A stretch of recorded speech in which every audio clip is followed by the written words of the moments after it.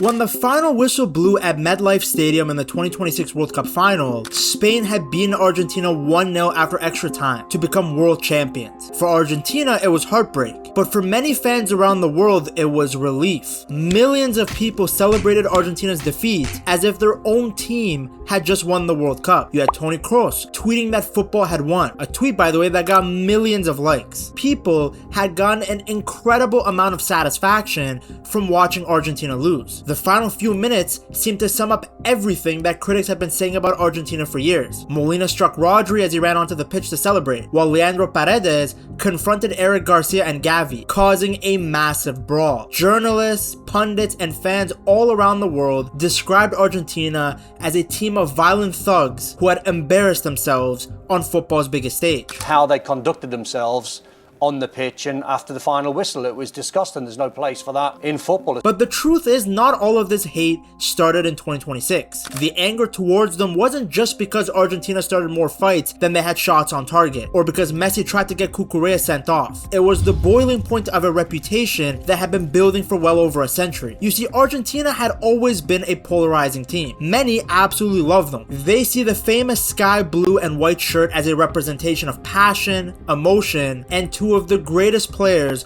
the sport has ever seen. Diego Maradona and Lionel Messi turned Argentina into one of football's most iconic nations, creating memories that millions of fans will treasure forever. Messi especially has brought so many non-Argentinians to support Argentina. But to others, Argentina are a team that constantly push the rules to the limit. They are seen as a team surrounded by controversy, a team that has built its reputation as international football's ultimate villain. So how did one of the most successful and admired football nations in history also become one of the most disliked?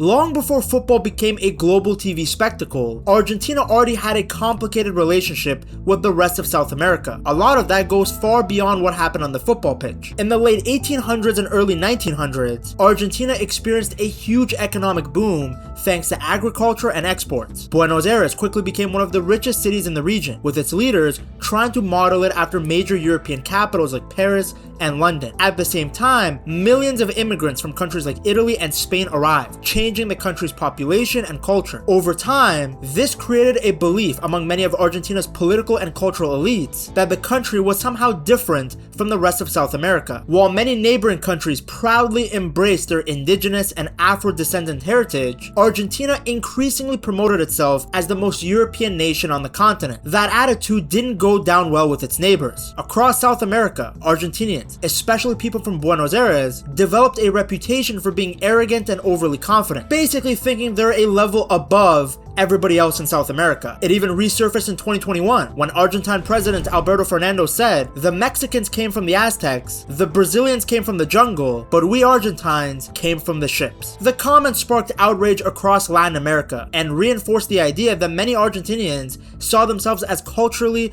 or even racially superior to their neighbors. Naturally, those feelings carried over into football. I mean, look at the backlash Argentina received after winning the 2024 Copa America, when some of their players were caught singing chants aimed at black French players, telling them to go back to Africa. Inside Argentina, many brushed it off as nothing serious, just a song. From the outside though, it was seen as straight up racism. There was huge backlash, complaints to FIFA, players calling it out publicly. That's why across much of Latin America, there's one thing that the rival fans all actually agree on, and that's enjoying seeing Argentina lose.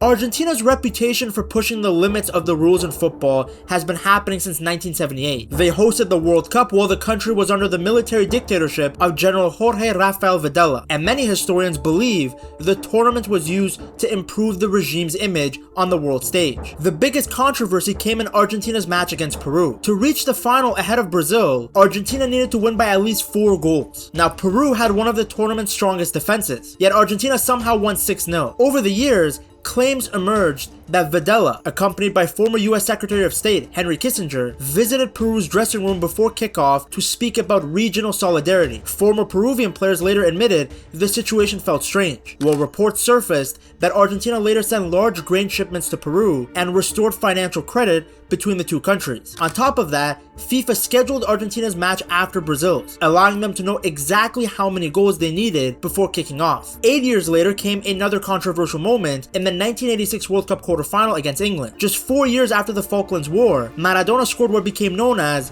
the hand of God. Instead of heading the ball, he punched it into the net with his left hand. The ref didn't see it, there was no VAR then, and the goal stood. Moments later, Maradona produced one of the greatest solo goals football has ever seen, dribbling through the entire England team. Now, instead of apologizing for the handball, Maradona actually embraced it. He famously said that the goal was scored a little with the head of Maradona and a little with the hand of God. In Argentina, fans celebrated it as a clever revenge against England. But outside Argentina, it became one of football's greatest examples of cheating being openly glorified. The next major controversy came 4 years later in Italy. During a break in play, Brazilian defender Branco drank from a water bottle handed to him by an Argentine staff member. Soon afterwards, he complained of feeling dizzy and struggled for the rest of the match as Argentina eventually won 1-0. For years, the story sounded like nothing more than an urban legend. There was no real evidence of spiking, and many saw it as the Brazilians just being salty that they lost. But then in 2004, Diego Maradona appeared on television, and when he was asked about the incident, he smiled and said, "I'm not saying it didn't happen. So much for silencing the rumors, Diego." At the 1994 World Cup, following Argentina's second group stage match against Nigeria, Maradona was randomly selected for drug testing. The test came back positive for ephedrine, a banned stimulant. FIFA expelled Maradona from the tournament. Then at the 1998 World Cup, Diego Simeone fouled England's David Beckham from behind. While laying face down on the pitch, Beckham flicked his leg out at Simeone in frustration. Simeone then put on his best Oscar-winning performance, theatrically collapsing to the ground, drawing the ref's attention. The ref issued Beckham a straight red card, and Argentina went on to win the match on penalties. Simeone, of course, later admitted to exaggerating his fall to ensure Beckham was sent off. Nothing illegal was done. It's not the first time or the last time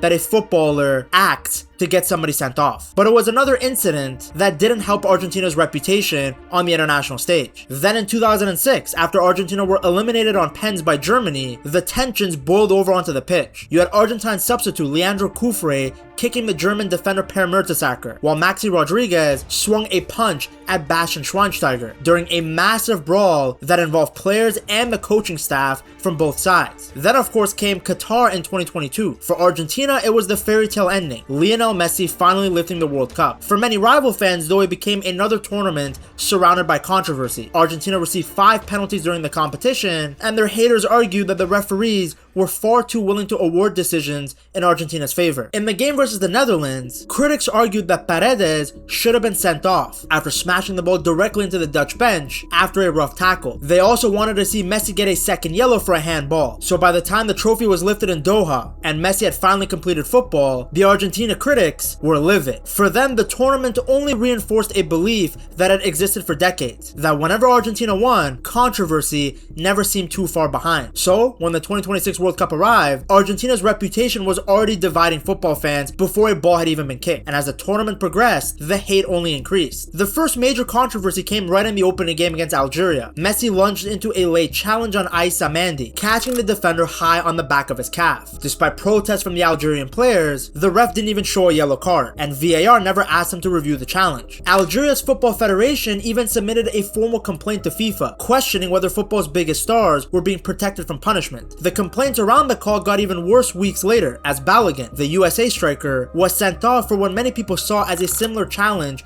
to what Messi had done. The criticism around Argentina only grew louder in the round of 16 against Egypt. Egypt thought they had doubled their lead after Mustafa Zico finished off a brilliant counterattack. Then everything changed. VAR called the ref over to the monitor because of a foul that happened around 75 yards further back up the pitch during Argentina's earlier attack. After reviewing the incident, the goal was ruled out. Argentina went on to complete a dramatic comeback and win 3-2. After the match, the Egypt manager Hossam Hassan did not hide his frustration. He claimed his side had been treated unfairly and even suggested that the tournament organizers wanted Messi to stay in the competition. المؤثرة غير بعيد عن الفير بلاي اللي قال عليه الاتحاد الفيفا وريسبكت ولا ريسبكت ولا فير بلاي توداي. نو فير ريفري نو فير، ظلم مبين وواضح. مش هينفع نخرج كده كسبانين 2-0 أرجنتين. بطولة متوجهة باينة أصلا. The quarterfinal against Switzerland brought even more controversy. Another VAR review ended with the Swiss striker Bril Embolo receiving a second yellow card for simulation, which is another word for diving, reducing the Swiss to 10 men at a crucial stage of the match. It was 1-1 then, and they ended up losing 3-1. Argentina's win versus England in the semifinals only added more fuel to the fire. Enzo Fernandez scored the equalizer, but many felt he shouldn't even have been on the pitch after a hard tackle on Elliot Anderson where he appeared to be hitting Anderson in the back of the head. No booking was given, and it reinforced the belief that the refs just allowed the Argentinians to get away with more aggression than any other team. Then there was outrage towards Alessandro Martinez and Giovanni Lo Celso for holding a banner reading "The Falkland Islands are Argentina." For many Argentinians, it was a patriotic statement supporting their country's long-standing claim over the islands. For much of the rest of the world, however, it was seen as the wrong place and the wrong time for a political statement. Then the World Cup final against Spain became the moment when everything finally boiled over. Spain were simply the better team. They controlled the possession, dominated the midfield, and frustrated Argentina for almost the entire match. As the game wore on,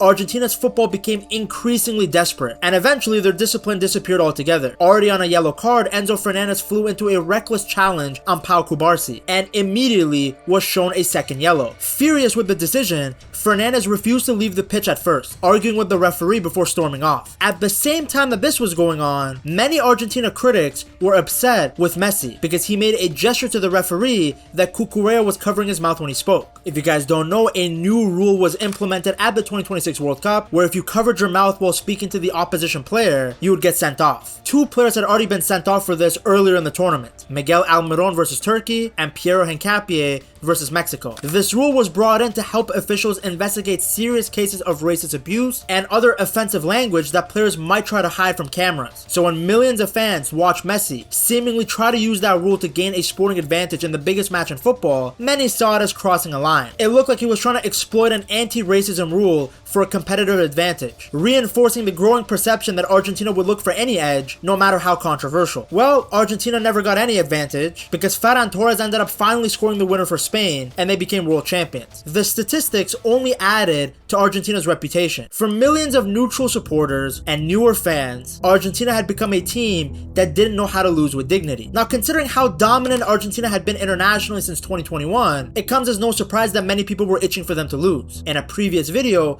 I used the tall poppy syndrome as one of the reasons that people wanted Argentina to lose. The tall poppy syndrome is a phenomenon where people are criticized or attacked because of their success or achievements. Now, a lot of people were weeping in the comments, stating that it's not because of their success that they're hated, since the likes of Brazil, Germany, and Spain were never hated despite having periods of dominance. Well, firstly, I never said it was the main factor. That's why I had it at the end of the video. It's a minor factor, but it does play a role. Because yes, success alone is not what creates the hate. It's the success combined with how they play. Because Argentina don't just win, they do it while being super aggressive, disruptive, and using every little dark arts in the book. And when that style actually works and keeps bringing trophies, well, it frustrates people even more. Because if Argentina weren't winning, nobody would care that much. They would be treated like Paraguay or any other team that plays dirty. They would be annoying for one game and then forgotten. But when you pair that edge with winning and having someone as big as Messi leading it, the spotlight gets bigger, and so does the hate. Which leads me to my second point, and that's Messi. Germany and Spain were seen as good teams, a unit of 11 players. They didn't have an individual figure like Messi. Brazil had talented individuals like R9, Ronaldinho, and Rivaldo, all universally liked. But even those guys were not as big as Messi is. The greater Messi became,